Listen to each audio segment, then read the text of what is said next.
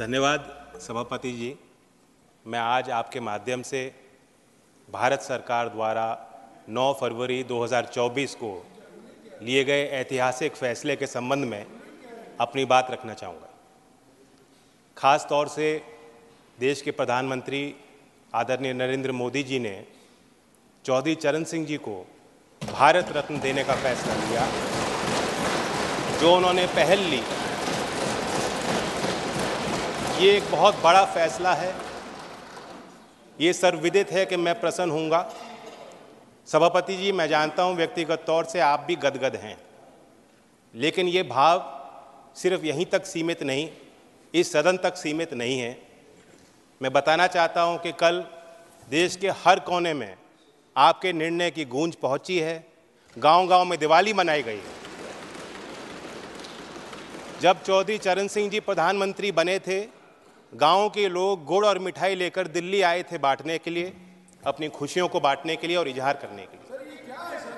उसी तरीके से कल भी कनॉट प्लेस में किसानों ने गुड़ बांटा है। ये दिखाता है, दर्शाता है कि ये फैसला सिर्फ चौधरी चरण सिंह जी के लिए परिवार तक सीमित नहीं है। देश का किसान, कमेरा वर्ग, देश का वंचित समाज का व्यक्ति जो आज भी मुख्य धारा में नहीं है, उनको सशक्त करने वाला फैसला लिया। मैं अपील करता हूं, आप भी मिस्टर जयराम रमेश, आप यहाँ बैठे हो, लेकिन पहले भी आपने काम किया, उनका तो आदर कर लीजिए आप। चुनाव आते जाते रहते हैं। Please sit down. Please sit down. Seat allot होगी तब जाएंगे। Honorable members, 1 second. Take your seat.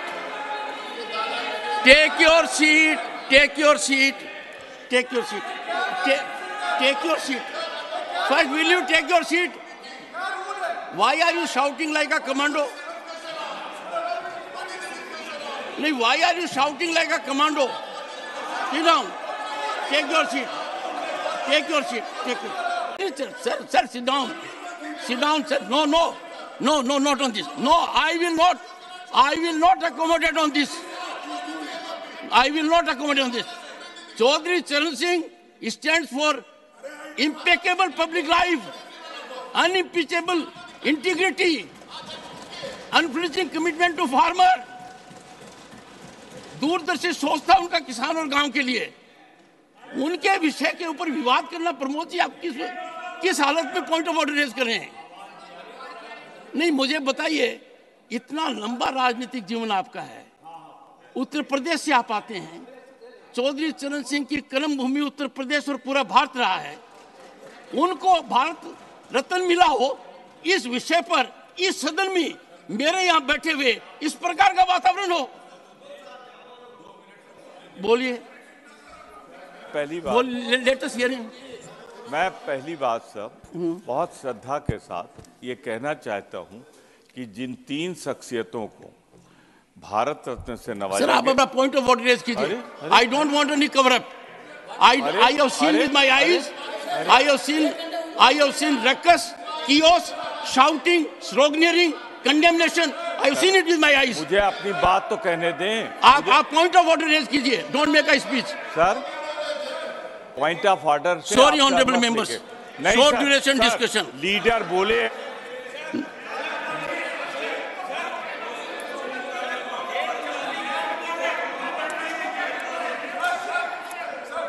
No, Jairam. I'm not going to. Nothing will go on record. Nothing will go on record, Jairam Ramesh. No, nothing will go on record. Meaning thereby, I must read the letter, satisfy Jairam Ramesh that what I am doing is right. Where are you doing it? Sir, you learn things now. I don't have to. I read it because you virtually insulted Chaudhary Charan Singh.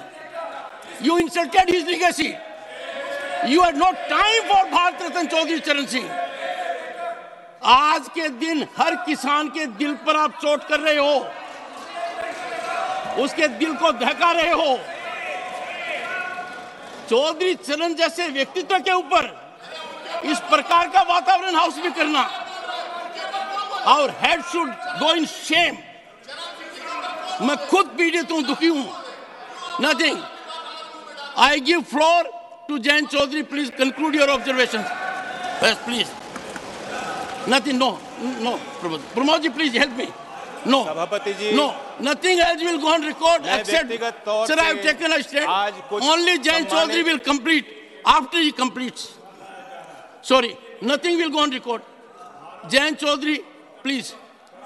सभापति जी, नहीं सुनिए, आज मैं I have given Pramod ji, बड़े nothing will senior go on और record. सम्मानित Pramod ji, माननीय it will not go on record. सांसदों के इस सदन की कार्रवाई के दौरान दुर्व्यवहार को लेके बहुत दुखी हूं।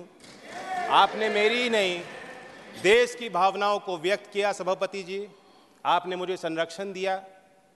बड़ी अचंभा मुझे होती है कि हम चौधरी चरण सिंह जैसी शख्सियत को किसी गठजोड़ के बनने और तोड़ने और चुनाव लड़ने और जीतने तक सीमित रखना चाहते हैं।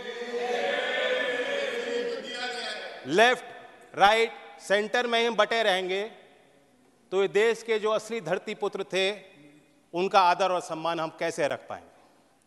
मैं ये मानता हूं कि देश में जितने महान नेता आए हैं, सब ने एक दूसरे से कुछ ना कुछ लिया है, सीखा है, प्रेरणाएं ली हैं।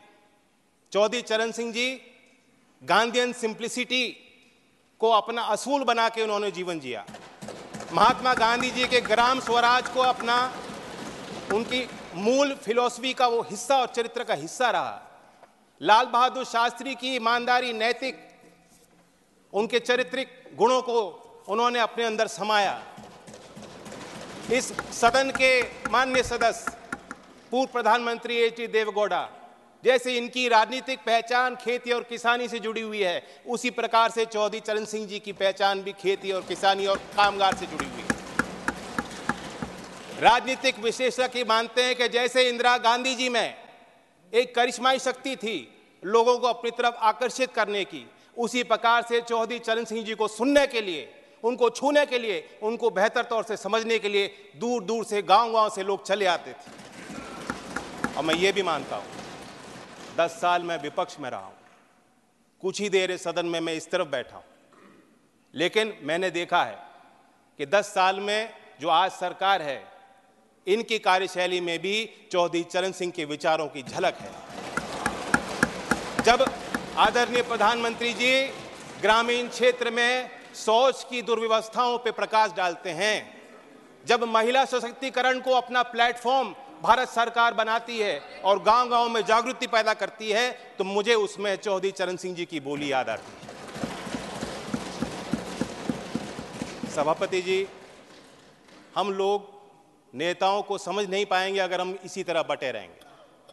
कुछ लोग, उनके अंदर भ्रम है, कुछ लोग ये भी कहते हैं, मानते हैं कि चौधरी चरण सिंह जी जाटों के नेता थे या सिर्फ किसानों की वकालत करते थे। ऐसा नहीं, वो विचारक थे और उनके इंटेलेक्चुअलिज्म पे जो टेरेंस जे बायर्स, जो प्रोफेसर थे oriental college in African studies London school में, यूनिवर्सिटी ऑफ लंदन में, उन्होंने किताब लिखी है चरण सिंह 1902 to 87 एन असेसमेंट।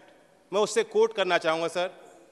चरण Singh did have incisive intelligence and he undoubtedly applied it to a continuing study of agricultural problems in Uttar Pradesh. Judgment on whether he was an intellectual, of course, turns to one definition of intellectual. My judgment is that on the most rigorous definition, Charan Singh was clearly an intellectual, and not only that, the most unusual one. Sir, जो प्रधानमंत्री जी ने और भारत सरकार ने चौधरी साहब को भारत रत्न दिया है, मैं मानता हूं उससे 2 बड़े काम हो जाते हैं। एक कि चौधरी साहब की लेगेसी को हम दोबारा इंस्टीट्यूशनलाइज करते हैं। देश के सभी विश्वविद्यालयों में पढ़ रहे छात्र, उनके अंदर आपने एक नई जिज्ञासा पैदा की है। गाँव में पल रहे नौजवानों के अंदर एक नई जिज्ञासा और भावना आपने पैदा की है। देश के अर्थशास्त्री और मुख्यधारा में जो लोग नीति निर्धारक हैं, आपने दोबारा उनको कहा है कि चौधरी चरण सिंह को आप स्टडी कीजिए, अपने स्टडी में शामिल कीजिए, अपने अध्ययन और विचार अनुसंधान में शामिल कीजिए। दूसरा बड़ा काम जो भारत सरकार ने किया, भारत रत्न देकर हौसला बढ़ाया। मैं मानता हूं कि ये एक महज पुरस्कार नहीं है, सबसे बड़ा सम्मान है। और मैं जानता हूं कि आज की जो जीवन समस्या देश के सामने और चुनौतियां हैं, किसानों की समस्या हैं, भारत रत्न देकर उनका हल नहीं निकलता। लेकिन आने वाले सालों में झोपड़ में पैदा होने वाला व्यक्ति जब वो कहेगा अगर मुझ जैसा चौधरी चरण सिंह बन सकते हैं, भारत रत्न उनको मिल सकता है, तो मैं भी अपनी समस्याओं का समाधान खुद करने में सक्षम हूं। ये बहुत बड़ी जीत हासिल हुई है। मैं तो चाहता था कि क्योंकि चौधरी साहब मेरे अकेले नहीं है, एक पार्टी की नहीं है, मैं अपील करता हूं कि उनके लंबे राजनीतिक और सामाजिक जीवन में जो भी शक्तियां उनके साथ आईं, जो भी नेता आज इस सदन में मौजूद हैं, उनके इस लेगेसी का हिस्सा वो भी हैं, जिम्मेदारी उनकी भी है। कोई वसीयत में कोई संपत्ति वो छोड़ के नहीं गए थे। आदमी तब तक जिंदा रहता है जब तक उनके विचार लोगों के बीच जिंदा रहते हैं। मैं उम्मीद करता हूं कि सभी दल के सम्मानित सदस्य गांव-गांव तक चौधरी चरण सिंह जी के विचारों को ले जाएंगे। और मैं फिर अपने तरफ से ऋणी हूं, कहना चाहता हूं, एक जमीनी सरकार जो जमीन की आवाज को समझती है और बुलंद करना चाहती है, ऐसी ही सरकार धरती पुत्र चौधरी चरण सिंह जी को भारत रत्न दे सकती है। धन्यवाद। Short duration discussion. Notices have been received from the following members to raise a discussion on the white paper on Indian economy led